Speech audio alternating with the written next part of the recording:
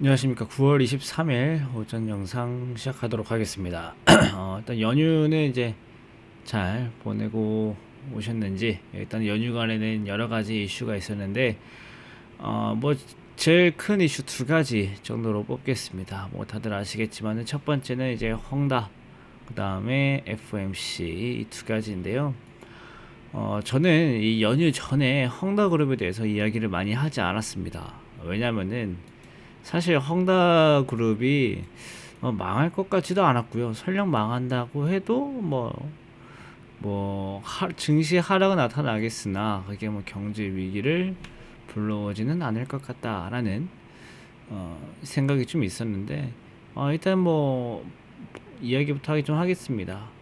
뭐 헝다그룹의 파산설과 이제 FMC 이벤트로 이제 연휴 동안에 세계 증시가 막 상승하기도 하고 하락하기도 했는데, 결론적으로 본다 그러면은 미국 증시 기준으로 연휴 전에 비하면 내려왔습니다. 연휴 전에는 다우는 34,700포인트였고요. 나스닥은 15,200포인트였기 때문에 조금씩 내려왔다라는 것을 이제 체크를 하실 수 있을 것 같고요. 헝다그룹이 처음에 이제 파산한다라고 해가지고요, 주 초반에 어, 지수가 많이 내렸었습니다. 뭐 다우지수가 이제 600포인트까지도 내리는 흐름이 나타났었는데, 그 내린 이유는 오늘이죠. 9월 23일 날 지급해야 할 이자를 못 낼 것 같다라는 전망이 나오면서 하락했는데, 결국은 뭐 낼 거다. 중국에서 정부에서도, 그 다음에 헝다그룹에서도 9월 23일 채권은 낼 거다라고 발표하면서 다시 반등이 나왔습니다.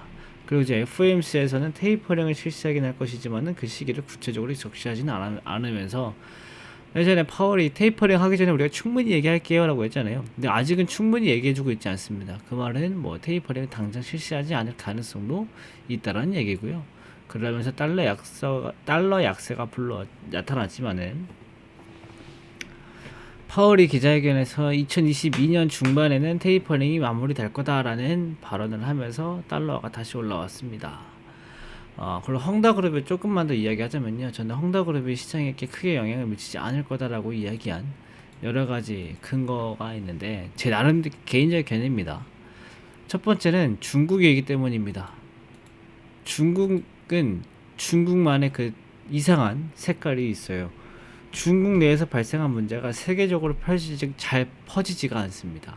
아니 뭐 코로나는 잘 퍼졌지만은, 중국에서 무슨 일이 발생한다라고 해가지고 그것 때문에 뭐 전 세계에 미친 영향이 크지 않다라는 건데, 예로 2014년에 중국 증시가 폭락을 보일 때에도 뭐 우리 증시가 좀 하락은 나타나긴 했습니다만은 정말 뭐 일주일 정도의 단기적인 영향을 주진 못했고요.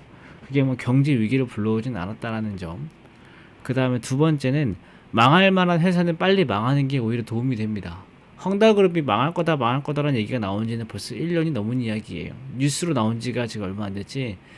제가 처음 헝다그룹의 뉴스를 봤던 거는 1년 전이었거든요.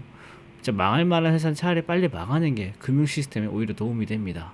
그 다음 세 번째는, 지금 경제 위기를 가 온다라고 하면은 그것을 어떻게든 사전에 막을 겁니다. 왜냐면은 지금 경제 위기가 올 이유도 없고요. 어, 온다고 해도 왔을 때 그거를 만회할 만한 정책이 없기 때문에 애초에 오기 전에 막을 겁니다. 경제 위기가 올 이유가 없다라는 것은, 경제 위기라는 게 사실 위기는 만들어지는 거다라고 해서, 사실 시장이 너무 지금 시스템이 불안정하거나 할 때 차라리 한번 깨트렸다가 다시 회복하는 구조로 경제는 성장하는데, 지금은 아직은 코로나 때문에 깨진 금융시장과 이런 것들이 회복되는 국면이기 때문에 깨지지 않게 막을 겁니다. 그래서 제가 봤을 때는 헝다가 이게 크게 이슈가 되지 않을 것 같다라는 아직까지의 그런 전망은 있어요. 물론 바뀔 수도 있습니다. 이 주장이. 이 주장이 언제 바뀔지는 밑에서 말씀드릴게요. 요즘 이제 온라인에서 가장 뜨거운 말이, 이건 조상님이 막아준 이슈다라고 했잖아요. 그게 뭐냐면은, 저렇게 시끄러울 때, 그러니까 어떤 뉴스가 좋은 뉴스든 간에 안 좋은 뉴스든 간에요, 이게 뭔가 불확실할 때, 이거 되냐 안 되냐 이런 얘기가 많이 나오는 게 항상 시장에서 가장 불안정하거든요.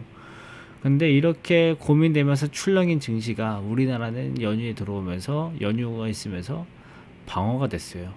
그래가지고 이게 시장에 이렇게 크게 아직은 뭐 미칠 만한 이슈는 아닌 상황에서 이제 우리가 이제 불확실성은 다 정리되고 들어가기 때문에 일단은 악재는 거의 다 피했다라고 보시면 좋을 것 같고요. 그래도 아까 말씀드린 것처럼 미국 증시 기준으로 연일 전보다 낮기 때문에 우리 증시가 어제 미국 증시 좋았다고 해서 마냥 상승으로 나오진 않을 것으로 보이지만 일단 오늘을 포함해서 앞으로 제일 중요하게 봐야 될 거는 환율입니다. 환율. 환율이 막 치솟기 시작한다라고 하면은 대응을 하셔야 됩니다. 근데 환율이 뭐 단기적으로는 잠깐 오르지만은 추세적으로 올라가지 않는다라고 하면은 크게 걱정하진 않아도 될 것 같아요. 지금 환율을 봐야 되는 두 가지 이유가 있습니다. 첫 번째는 중국이고 두 번째는 미국인데, 첫 번째는 헝다그룹이 제 예상과 다르게 금융 시스템을 진짜 위협하고 경제 위기를 불러올 정도라고 하면은 가장 먼저 환율이 반응합니다. 위안화 절하가 먼저 나타날 거고요. 위안화 절하가 이제 환율 우리나라 원화 절하까지 이어지면서 환율이 상승할 거고, 그 다음에 어제 파월 의장이 FOMC 이후에 기자회견 얘기하면서 달러가 강세를 보였거든요. 그래서 혹시나 뭐 테이퍼링이라든지 이런 것들이 뭐 달러와 초강세를 불러온다라고 하면은 우리 증시에 안 좋은 영향을 보일 거예요. 그래서 저는 환율이 가장 중요하겠다라는 말씀만 드리면서 일단은 뭐 오늘 내일 시장 보면서 다음 주 시장을 전망한다는 그런 관점으로 가야 될 것 같습니다. 이번 주에 이제 더 이상 특별한 이슈는 없을 것 같고요. 이제 위 이슈들로 이번 주 어떻게 마무리될지 살펴보면서 뭐 이틀 남은 이번 주 마무리하면 될 것 같습니다. 그럼 오늘도 화이팅 하시고요. 저 이따 오후 때 뵙겠습니다. 감사합니다.